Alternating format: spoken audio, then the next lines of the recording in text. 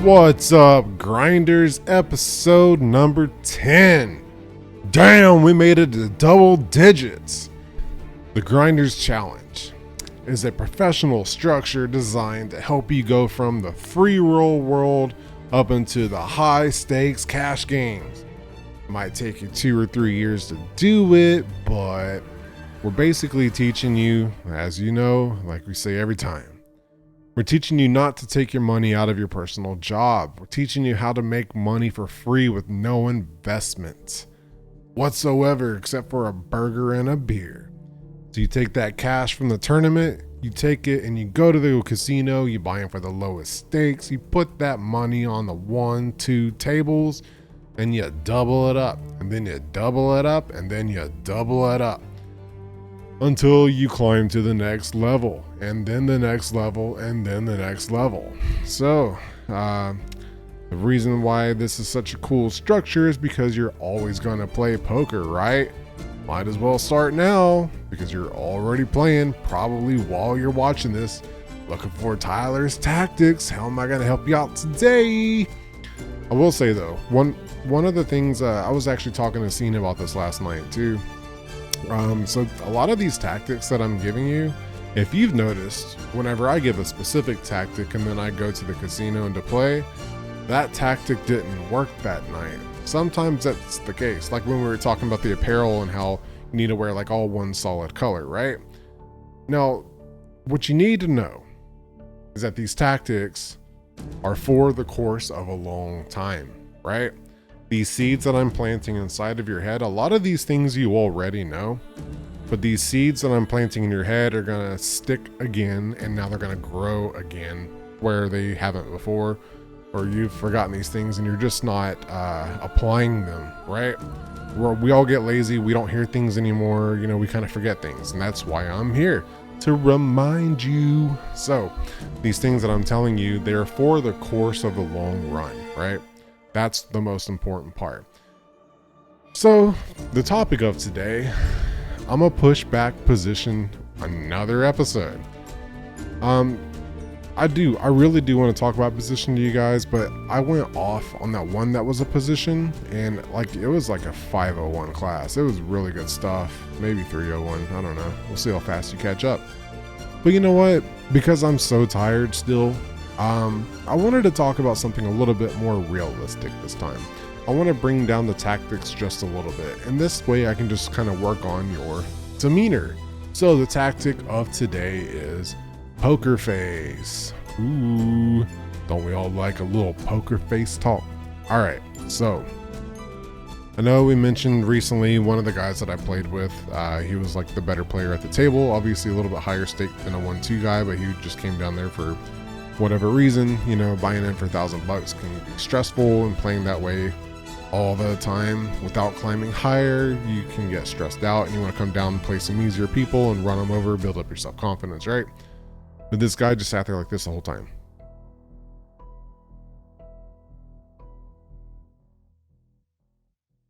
We had glasses on, so I'm not a great imitation, but you couldn't break him. But I eventually ended up breaking him because, you know, he came from a higher stake, so he's thinking everybody around here is lower than him and he can run him over. Until he met me. So, but anyway, what we're going to talk about is poker face. So, is poker face really a big enough factor in this game than what we think it is? Yep. So somebody like me, I can break people's poker faces pretty well, but most people can't, especially people who have really good poker faces. They're harder to break, but there's ways to do it. So let's take, I wanted to bring this up today instead. It's a little bit easier subject to talk about than something really tactical like position. Just because last night, right? I don't socialize at the poker table. I mean, with Cena, I will, or if I know you, like if you come and play with me and we kind of play stuff together and talk, obviously, you know, I'm going to talk to you, but everybody else at the table, I'm not talking to anybody. I don't care. So, I sat in the 3 seat last night, and then I moved over to the 2 seat because I wanted a better view of my opponents, because 2 of the aggressive players, I couldn't see them in the 3 seat because I'm in line with, you know, that whole side of that 4, 5, 6, 7, all those people in those seats. Well, I can see 7, but 4, 5, 6, I can't really see those people when I'm in that seat 3 and I'm kind of pushed over to the more. And seat 4 and seat 6 were pretty aggressive. So a lot of my game is body language. My foundation of my game is like literally body language, watching people to see where they stand. That's my whole like foundation of my entire game. So if I can't see you, I'm gonna have a little bit of trouble. That's part of my problem, which is why I like those far wing seats like 2, 3, 7, 8, right? And I hate sitting next to the dealer. 1 and 9, it just, I don't know. It feels really codependent when I sit right there. I don't like those seats at all. I will always move if I get right there. Some people do really well those spots, but we'll talk about position later. But yeah, I needed to see these opponents because I was sitting next to a really aggressive guy, but I'm like, I can't look at him and stare. It's just awkward to me, and I'm not trying to like bring that kind of attention. I would rather, attack from above than like be face to face in this circumstance, especially with the lower stakes with a small bankroll like this until I build it up bigger. Then I don't care. We'll fight all day. But I scooted over. So the seat 3 that came is that filled my seat. I mean, he started getting all the cards. I was like, damn, this is a horrible time to move. He ended up like tripling up. So I would have been in that seat and done the same thing that he did. I was like, man, horrible timing. But he and I never played against each other, and I wasn't really involved with him. I had my headphones in most of the time.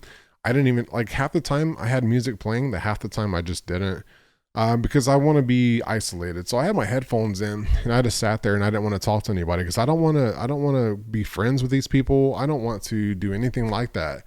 I'm here to take your money. Like, my money's either going to go to your pocket or your money's going to go to my pocket. So whatever it takes to ensure that your money goes to my pocket and I don't feel guilty about it, I'm going to ensure that that's the case. So I don't talk to people. Like, I don't socialize. Well, the seat 3, he started picking up on that about me. We never even really played against each other or anything. Like, literally all my hands were always avoiding his. I mean, sometimes we would limp in together, obviously. That's $2 is going to be the case. There's a lot of limp pots. But we never really actually like played against each other. So eventually I had my headphones in clearly, right? And he starts digging at me, asking me questions. Like, I forgot exactly what he's asking me, but he's like going out of his way and invading my privacy because obviously I've got headphones in and I'm not socializing. But something about that really bothered him, and he needed to like get my attention and make sure that I made like this connection with him. The reason that is the case is because he could not read me. I'm not socializing. I'm poker face, straight, and I'm direct. And I'm just looking at the board and I'm scoping everybody out. I'm like the fucking hitman at the table. So that really bothered him. But even though we weren't playing against each other, he needed to understand who I am, what I am. That's why people stare at you when you sit down. So this poker face thing, it's a big part of the game. It's the truth. Poker face is huge. And this is why I say don't socialize. And if you are stuck being social, change your clothes. It's not going to happen overnight. It's going to happen over time.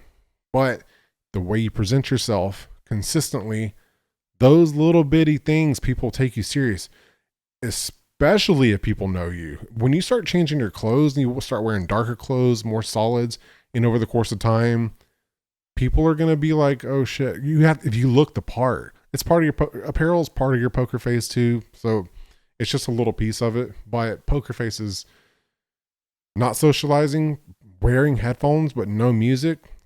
Great idea. I still put on music sometimes because if you play for 8 hours, it's a long time to sit there in silence. You know what I mean? But maintaining your composure. And this is gonna, like, if you don't already practice this, especially playing in cash games, if you're just doing free rolls a lot, this is gonna be harder for you to do, and it's still gonna be beneficial in the tournaments, but you just need to develop those good habits before you go to the casino. So it's a good way to practice it, but it's going to really pay off at the casino because these people are gonna they're gonna try to break you. Like you're not saying anything. I've got this whole entire table figured out, but you don't say anything. You sit there, you hold your composure. You're not losing, but you're not winning. I need you to open up. I need you to talk to me. And I need to know something about you. You need that. you need to make sure that you are not able to be synced up with. If you ever notice that if you sit at the poker table for a long time, that, okay, let's say it's a brand new table, right? If it's a brand new table, it's a whole bunch of fighting because we have to establish who is the most dominant person at the table, who is controlling the table. It's a huge part of the game if you really pay attention to it and you see it over and over and over. But over the course of the time, everybody's kind of synced up with, you play those cards, you bet like this, you're crazy, you're not crazy, you don't really bluff. Everybody kind of syncs up and the energy dies off. And Cena and I were talking about this last night too. She said her table was getting really dead, but it was pretty action packed earlier. That's because people are probably like have rebought already. All the actions died off because everybody's kind of synced up. They know how they all play. That's when you got to pull out and get off the table. And she was smart. She got out of there. You can see spots like this guy is the sucker at the table. Can probably make, some good money off of him still.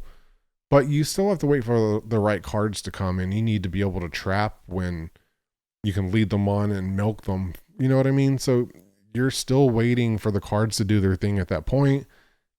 That's part of the gambling. So you just need to go sometimes. And that's hard for me to do too. I'm not going to lie. It's hard for me to get up especially when you have the table figured out. When you have the table figured out, you're comfortable playing. Oh, okay. I know what to do now. That's why topping off is like really important. Sometimes I don't always like to rebuy, but when I go through like half my stack, I like to top off back to a full stack because I've got the table figured out.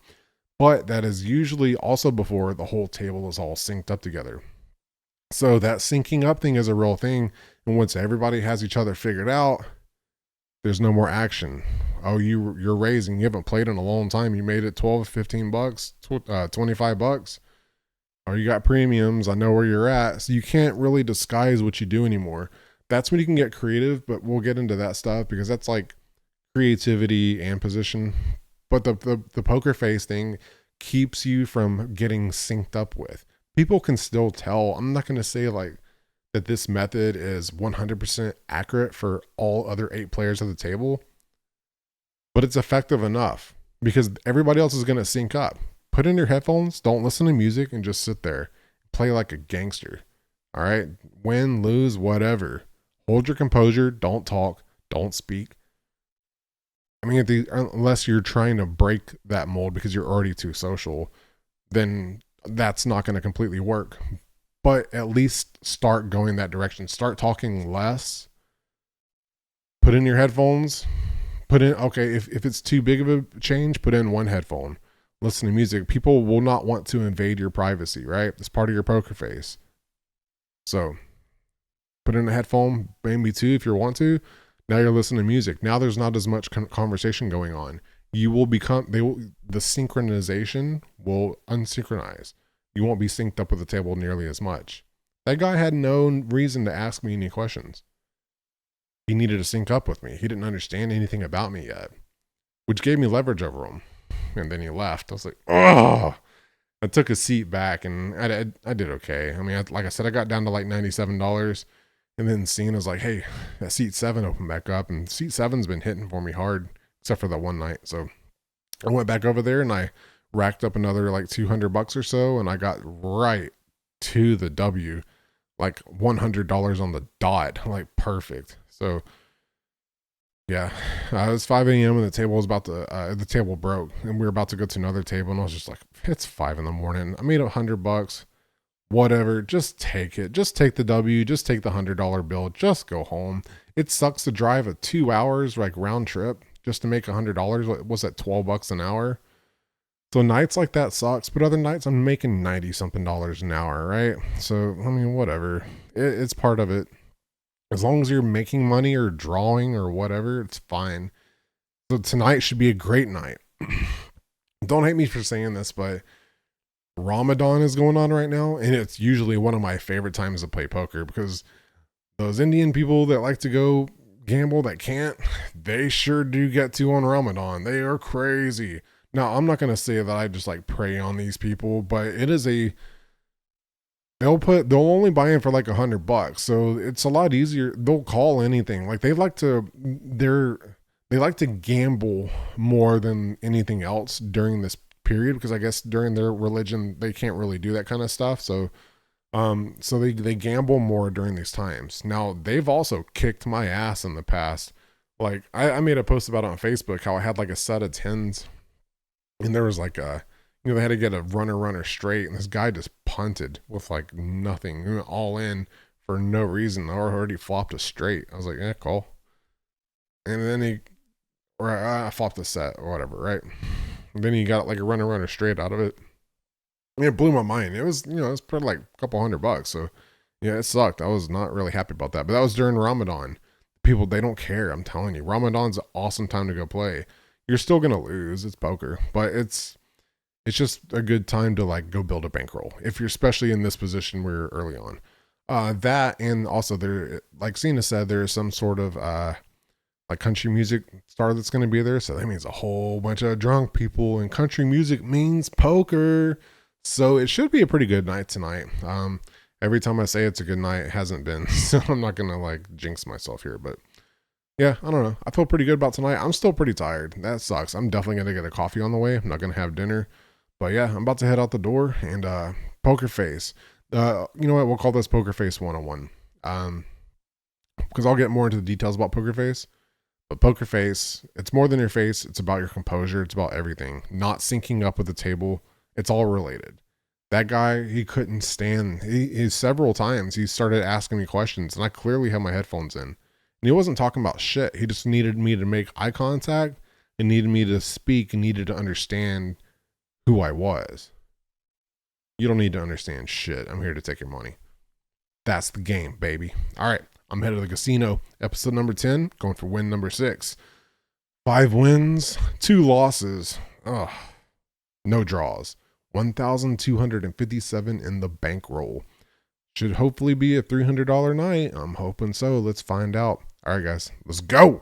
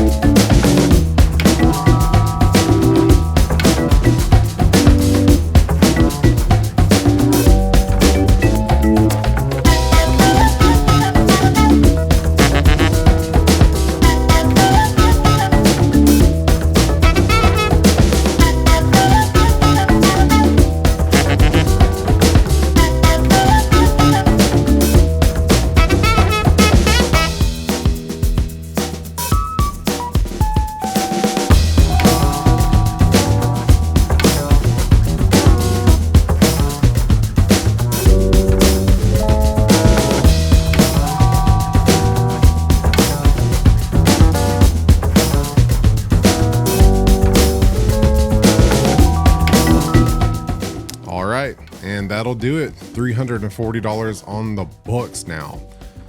So I'll keep this real short. One thing that I really noticed tonight that is not working in my favor is my table image. So to kind of track back on table image and poker face, which we've talked about the last 2 episodes or 3 episodes, I guess the raid at the Watuga Lounge was before this one, but table image 101 was the episode before this one, episode number 8. And today was Poker Face, episode 1 or episode number 10. So I ran into a really big problem last night. My table image and my poker face are extremely solid. Now remember when I tried to do the color coordination on the clothes and I wore like all black, it didn't really play into effect. I just happened to make that episode at that time, and the way the players were, they didn't care about that kind of stuff. Well, tonight it did. It was extremely important. I couldn't really get the bad players to call me very often. I should have made at least twice as much as I already did. I mean, it should have been a $500, $600 night easy. The problem that I ran into was that the whole table, they all took me seriously. I was clearly the alpha at the table. Um, even after I took a massive hit, she had a full house, kings full of eights, and I hit that four on the river and got a set of fours with two kings. So, my lower boat was better. And you know what? Even when like she went all in after I bet $25 and it was another one, it was a 121 to call. So it was like another $100 basically to call. I knew better. I mean, that was on me. I knew better. I hit that four and it was cheap all the way there. But this woman like doesn't go all in unless she has the nuts. She hardly played the whole night. I knew better. I figured she had the king because there were two kings out there, but having ace king didn't make any sense. That's why I called, but I knew better. I knew she had a full house. The likelihood of her going all in on three of a kind when it's not a set with the eight kicker, you know what I mean? So it didn't make any sense, but I knew better. She doesn't bluff, and she only does it when she has like amazing hands. So that was my fault. I lost 125 there, but the rest of the table, even the players with the bigger stacks, everybody took me so serious. Like they knew when I raised, they would call to see the flop. But when I lead out, I'm making pot size bets because I mean, you can string some people along sometimes and hope that they miss their draws and get more out of them. But sometimes when you're fighting, you just want to take down those $40 pots because you just want to keep slowly increasing your stack. There's several different strategies on how to increase your stack and your bankroll. And, last night's just one of those nights where I just felt like taking a bunch of small pots, and that's how I turned into what I turned it into. So it works. But I bluffed several times, but I didn't really get the opportunity to show the bluff. And sometimes I wondered if should I just flip my cards over to show, because I'm very good at not showing my cards tonight. And everybody took me so serious the entire night. Anytime that I was continuing raising, they were folding on the flop.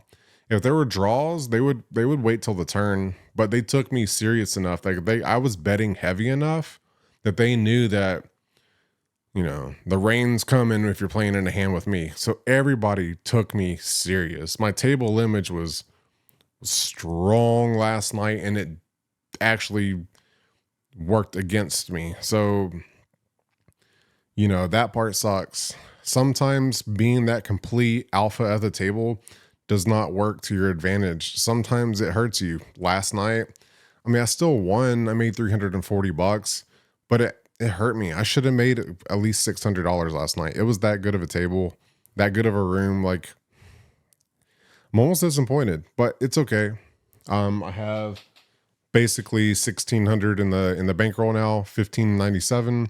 So I am over 75% of the way to my $2,000 goal, which gives me the green light. So I'm $403 away from the green light, which puts me into a zone where I can play completely different poker, because now I need to make another $1,000 on top of the 2,000 to hit 3,000. When I hit 3,000, I'll start playing 1-3. I'm ready to right now, but I'm going to do it for you guys. I'm going to wait till I hit the $3,000 mark. Okay. But yeah, poker table, the poker image in your poker face. I hope that you watch those episodes and listen to everything that I said. Those are just the 101s. And I'll go into a 201 or 202, whatever we call it. I'll go into the next phase of that after this. I'm going to get way more into detail. And once I hit my $3,000 range, I'm going to start adding more hand content. I'm going to upgrade all of that. But right now, during these episodes, while I climb to that $3,000 goal, all I really care about is giving you game and putting these seeds in your head. Because I'm always going to give you tips and give you game, slowly get you there. But the content's going to change. It's going to look totally different once I climb higher. Because I will have to start being careful what I say when I get like up into the 2.5 range, because people will start eventually watching this, especially since I'm just giving you game. It's a totally different channel than all the other vloggers, and I appreciate you all tuning in. I know there's only a handful that can really follow through all the way through this. And, this is going to take a long time for everybody. I'm going to do this for years. Like, I do not plan on cashing this bankroll out. You never know what might happen. I mean, everything could crash. The country could fold. your money could just be worthless, or you never know what could happen, right? But more than likely, everything's not going to be like that. So my goal is to never cash this account out. I'm going to build this thing. I have a 5-year plan, maybe even further than that. So I hope that even if you're doing your own thing, that you follow along and that you start doing the same thing too. If you're already playing a big game and it's hurting you to try to adapt this kind of style, separate those two things, try to get into the circuit, or not the circuit, it's a different structure, but try to get into this structure yourself. If you're playing twice a week, spend one night playing this way and spend the other night doing your thing. Because if you're already making $1,000 a night or whatever, you can afford to try something out. And all you have to do is just group it, just group your money together, keep tracks of your wins and losses and your profit. Every professional poker player does it. So, you can do this for years. If you do it right now, the amount of money that you can make and stack and save is way more than you're already doing it, because you're probably just taking whatever's in your lump sum in your bank account. Even if you have a whole bunch of money in your bank account, if you have over $100,000 in your bank account and you're just going and buying it for $1,000 or $2,000, you still need to separate it. I'm telling you, separate it. You will see the difference, because that account will build. Your regular account that you have everything stashed in right now that you're taking out of and playing with, yes, you're adding and subtracting to it all the time. But if you separate your bankroll from that big account or whatever your checking account is, you will see a difference over the course of time, because it's managed that way. Then you can level up and play higher. And the options are limitless. If you stick to the 10 buy-in to 20 buy-in thing, you'll never lose. Take your one buy-in and lose. When you start buying in for like $2,000, $10,000, you're not going to lose over the course of time. So anyway, all right, well, I'll wrap it up on that. Okay, and the last thing on the gear. So since this is the first time I'm doing the hoodies like this, and times are really rough for everybody, I've gotten some pushback on the price. For one, like I said, I don't want everybody to be able to afford this, but the very first time we ever do this, I do want to make it affordable for whoever is a fan of grinders. So I'm giving you the option, like I said, to pick any color. It'll be right here on the screen. You can pick any color you want to. The logo colors, we're going to stick to the gray, the white, or the black. So just tell me which color you want for that color hoodie that you're looking at. And I'm thinking about dropping the price down to pretty low for you. I'm thinking about doing like $25 to $30 for a hoodie. Now this is going to jump up to $100 after this. After I make this one order, I just want to dress you up. So if I drop it down to $25, order more than one because if I have to ship it to you, you'll have to pay for the shipping too. Unless you just want to meet me somewhere, I can give it to you. But the very first time I do this, I just want to give it to whoever wants it. And after that, you have to earn the prestigious ones. Excuse me. And I'll have different styles of those too. I'm going to have zip ups. I'm going to have a few things. Whatever I would wear is what I'm going to invest in. And then I hope that you would wear the same thing too. But like I said, this is a very high quality brand. Not everybody can be a grinder. I don't want everybody to be a grinder, especially with my history in this poker world, in this Metroplex. I don't want everybody wearing my logo. Like, you need to be a very special person if you want to wear the Grinders logo. We're not playing games around here. It's going to get to the point that whenever somebody sees you at the poker table and they recognize this emblem, they're going to know, oh, damn, this is going to be tough. It's going to increase your table image just because of what I'm doing with this brand. I got some other things going on I'll get into later. So thanks again for watching. I know these are long episodes with hardly any poker content, just all game. I promise you it'll be worth it, but the more fun poker stuff will come.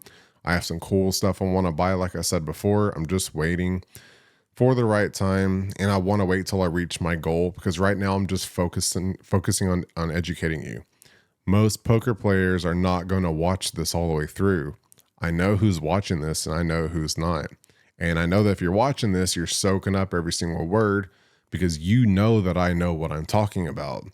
So thank you for letting me plant these seeds. This game I'm giving you is going to be good for the course of your lifetime. I'm going to have to repeat things over the course of time because we all need to rehear it. I'm going to have to research stuff. Things are always changing, but the redundancy of the information is going to make your game better. I'm telling you things that you already know most likely, but to hear them again, since you haven't heard them in a long time, and to hear them consistently from me is going to improve your game. I might drag you down a little bit right now, and I do apologize if you were suffering from absorbing my information, but don't stop listening to me. But there's a reason I do it once a week, and I put it out late when you're not playing. I'm dropping this Sundays, Mondays, usually when you're hanging out at home or whatever, so you can go do your thing later. If I pull you down and you come to baseline again, you will climb back up and you will be stronger than you were before. So if I am messing up your game right now because you're focusing on what I'm saying, I do apologize for that, but it is making you a better player and you're going to be way better than before. All right, guys. Thanks for tuning in to the Grinders Challenge. This is episode number 10. I have 6 wins, 2 losses. My bankroll is $1,597.